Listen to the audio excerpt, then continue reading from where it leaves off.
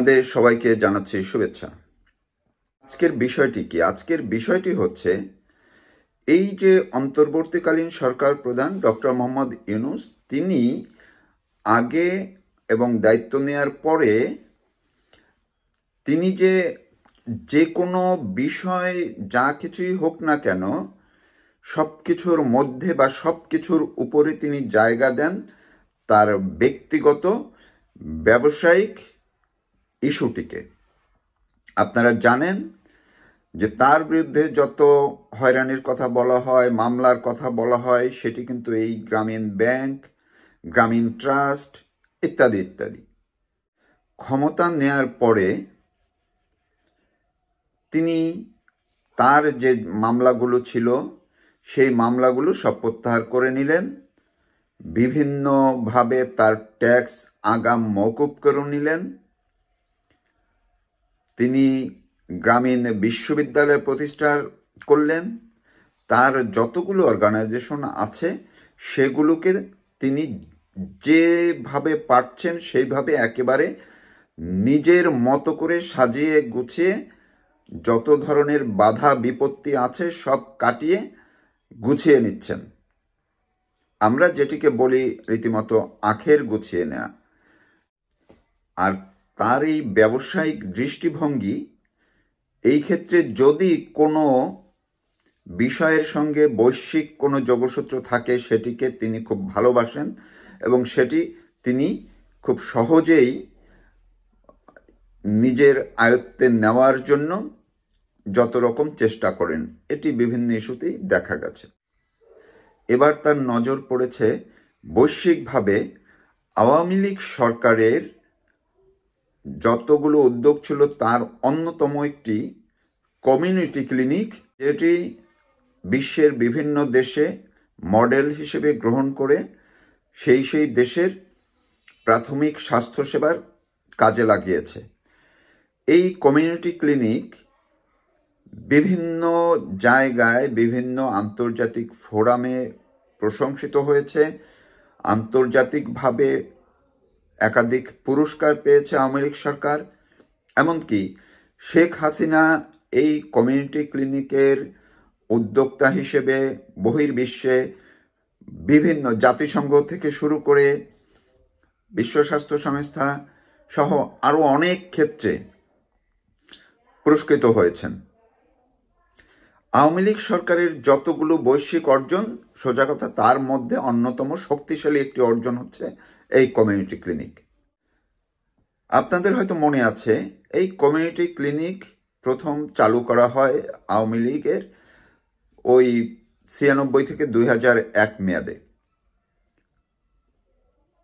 কিন্তু তখন যে কমিউনিটি ক্লিনিকগুলো তৈরি করা হয়েছিল, এরপরে আওয়ামী লীগ সরকার চলে যাওয়ার পরে বিএনপি ক্ষমতায় এসে সেগুলো সব বন্ধ করে দেয়। সারা দেশে হাজার হাজার কমিউনিটি ক্লিনিক পরিত্যক্ত অবস্থায় ছিল।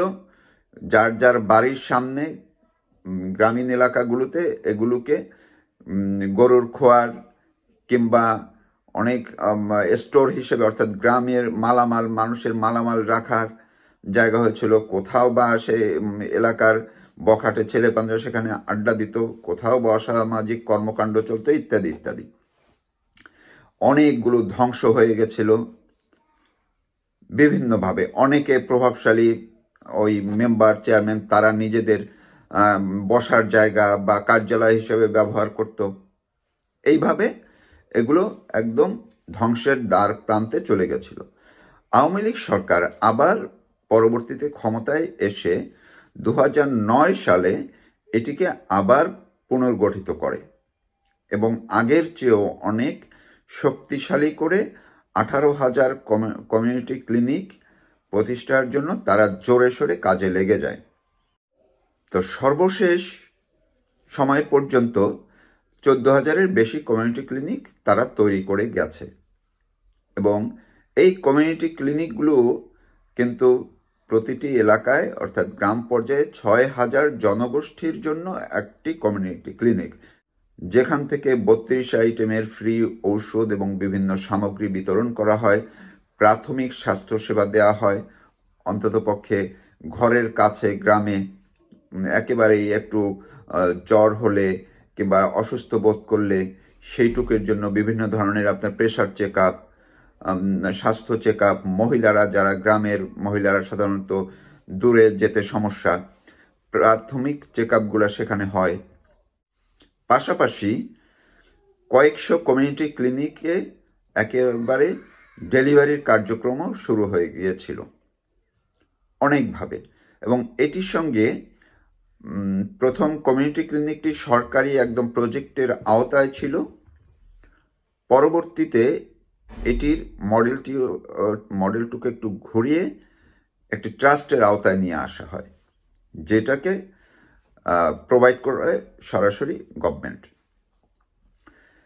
তো এই যে কমিউনিটি ক্লিনিকটি যখন সফলতার মুখ দেখছে, সব জায়গায় তর্ক বিতর্ক দুর্নীতি নানান অভিযোগ তো থাকেই, এসবের মধ্যে থেকেও যে সিএসসিপি কমিউনিটি হেলথ প্রোভাইডার যারা, তারা অনেক আন্দোলন করছিলেন, অনেক কিছু করছিলেন, তারপরও তো তারা মেডিকেল পার্সন না, তাদেরকে শর্ট প্রশিক্ষণ দিয়ে ওই যেই সেবাগুলো দেওয়ার জন্য সেগুলো দেওয়ার জন্য তাদেরকে নিয়োগ দেওয়া হয়েছে এবং স্থানীয় কমিটির মাধ্যমে সেগুলো চলে। তো এই যে মডেলটি যেহেতু বহির্বিশ্বে প্রশংসিত হয়েছে, পুরস্কৃত হয়েছে, আওয়ামী লীগ সরকার বা বাংলাদেশ অনেক কিছু এই কমিউনিটি ক্লিনিকের মাধ্যমে অর্জন করেছে, অর্থাৎ বাংলাদেশের স্বাস্থ্য খাতের বলা যায় যে সবচেয়ে বড় অর্জন কিন্তু এটি। 18,000-এর মধ্যে 14,000 কমিউনিটি ক্লিনিক থেকে বছরে 20 কোটির বেশি মানুষ সেবা নিয়েছে। ফলে এই সুযোগটিকে ডক্টর মোহাম্মদ ইউনূস আর হাতছাড়া করতে চাচ্ছেন না। অন্যভাবে বললে এই কমিউনিটি ক্লিনিকের যেহেতু বৈশ্বিক পরিচিতিটা আছে, এটির প্রতি তার লোভ আর সংবরণ করতে পারছেন না, লোভ সামলাতে পারছেন না। ফলে এখন তিনি ছলে বলে কৌশলে এটি এখন তিনি তার দখলে নিয়ে নিতে মরিয়া হয়েছেন। কৌশল করে তিনি এই যে স্বাস্থ্য সংস্কার কমিশন, তাদের মুখ থেকে এটির নাম পরিবর্তনের প্রস্তাব তুলিয়েছেন এবং নাম কি দিচ্ছেন, যেটি কমিউনিটি ক্লিনিক হিসাবে সবার কাছে পরিচিত হয়ে আছে সেটি এখন গ্রামীণ নাম দিয়ে তিনি এনজিওর মাধ্যমে যাতে নতুন একটা ফর্মুলা এটি চালানো যায় সেটির প্রস্তাব দেওয়া হয়েছে এই সংস্কার কমিশনের মাধ্যমে।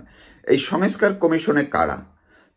1-2 বাদে 12 জনের মধ্যে বাকি ম্যাক্সিমামই হচ্ছে তার লোকজন, আশীর্বাদ পুষ্ট লোকজন বা তার অন্ধ ভক্ত। আর আমরা জানি স্বাস্থ্য উপদেষ্টা হচ্ছেন তার ব্যক্তিগত লোক, গ্রামীণ ব্যাংকের লোক। সুতরাং গ্রামীণ ট্রাস্টের সঙ্গেও এদের কয়েকজনের সংযুক্তি আছে। তো ওই কমিশনের কাছ থেকে প্রস্তাব হিসেবে এটি তোলা হয়েছে। এখন এই গত 3 দিন আগে যখন এই প্রস্তাব উত্থাপন করা হলো বা প্রকাশ করা হলো, এরপরে আমি খোঁজ খবর নিয়ে এই জনস্বাস্থ্যবিদদের সঙ্গে কথা বলে বা স্বাস্থ্য কাঠামো নিয়ে যারা দীর্ঘদিন কাজ করেন তাদের সঙ্গে কথা বলতে গিয়ে আমি জানতে পারলাম ইতিমধ্যেই এই গ্রামীণ ট্রাস্টের আওতায় মূলত এই কমিউনিটি ক্লিনিককে নিয়ে এসে গ্রামীণ নাম বসিয়ে তারা গ্রামীণ ট্রাস্টের আওতায় বা গ্রামীণ ট্রাস্টের পেটের মধ্যে এটি ঢুকিয়ে নিচ্ছেন। এখন শুধু আপনারা জানেন যে আনুষ্ঠানিক কিছু প্রক্রিয়া থাকে, সেই প্রক্রিয়াগুলোর মাধ্যমে এটি অনুমোদন করিয়ে নেওয়ার পায়তারা চলছে বা প্রক্রিয়া চলছে। তো যারা এই ডক্টর ইউনূসকে একেবারেই ফেরেশতার মতো একজন মনীষী ভাবছেন, তারা কি একবারও ভাবেন যে তিনি অন্তর্বর্তী সরকার হিসেবে তিনি কিছু সময়ের জন্য দায়িত্ব পালন করছেন, কিন্তু পেছনে যে তিনি নিজের আখের গুছিয়ে নিচ্ছেন, ব্যবসায়িক আখের গুছিয়ে নিচ্ছেন, বাণিজ্যিক আখের গুছিয়ে নিচ্ছেন, এটি আপনারা কি একবারও নিজেদের বিবেকে জায়গা পায় না? যেই লোককে ফেরেশতা ভাবছেন, তিনি ইতিমধ্যে তার কতগুলো প্রতিষ্ঠান তিনি নিয়ে নিয়েছেন। তার যত অভিযোগ, সব অভিযোগ ধুয়ে মুছে তিনি সাফ করে নিয়েছেন ক্ষমতায় বসে। তো এই স্বাস্থ্য খাতের যে মানুষরা আছেন, বিশেষজ্ঞরা আছেন, যারা হয়তো আওয়ামী লীগের বিরোধী ছিলেন বা মুক্তিযুদ্ধেরও বিরোধী যারা আছেন বিভিন্নভাবে, কিন্তু স্বাস্থ্য নিয়ে যারা ভাবেন, স্বাস্থ্য খাত নিয়ে যারা ভাবেন নিঃস্বার্থভাবে, আপনারাও কি এই বিষয়টি নিয়ে কোনোভাবে তৎপর হবেন না যে ডক্টর মোহাম্মদ ইউনূসের এই যে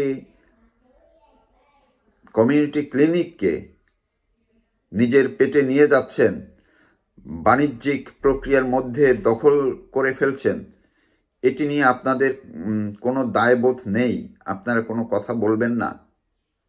অপেক্ষায় থাকব কমিউনিটি ক্লিনিক গ্রামীণের পেটে চলে যাওয়ার বিষয়টি নিয়ে আপনাদের প্রতিক্রিয়া কি হয় সেটি জানার জন্য। ধন্যবাদ সবাইকে।